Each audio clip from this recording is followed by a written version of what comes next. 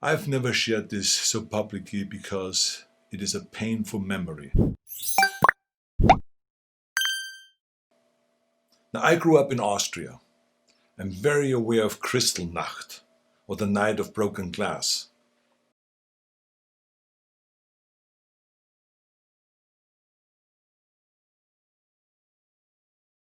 Wednesday was the day of broken glass right here in the United States. The broken glass was in the windows of the United States Capitol. But the mob did not just shatter the windows of the Capitol. They shattered the ideals we took for granted. They did not just break down the doors of the building that housed the American democracy. They trampled the very principles on which our country was founded. I was born in 1947, 2 years after the Second World War. Growing up, I was surrounded by broken men drinking away their guilt over their participation in the most evil regime in history.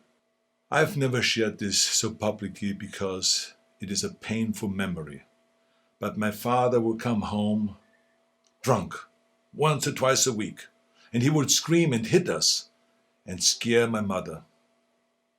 I did not hold him totally responsible because our neighbor was doing the same thing to his family, and so was the next neighbor over. I heard it with my own ears and saw it with my own eyes. They were in physical pain from the shrapnel in their bodies and in emotional pain from what they saw or did.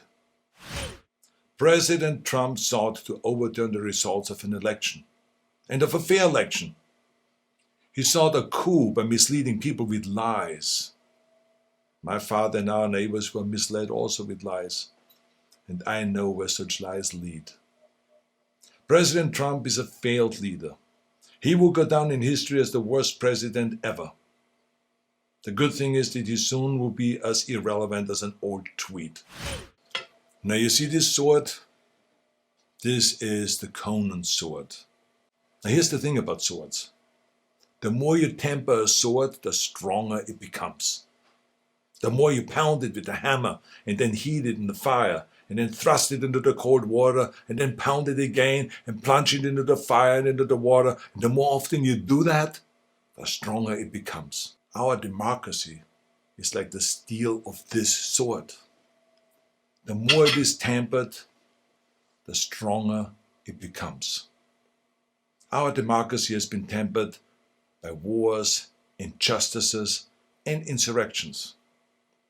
I believe, as shaken as we are by the events of recent days, we will come out stronger because we now understand what can be lost.